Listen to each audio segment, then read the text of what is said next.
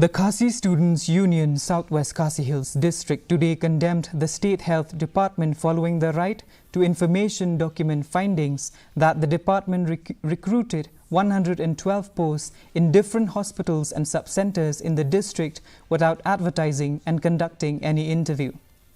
President of the KSU Southwest Khasi Hills District, Forward Man Nongrem, has demanded the Health Department to cancel all appointments and to properly recruit by following proper procedures.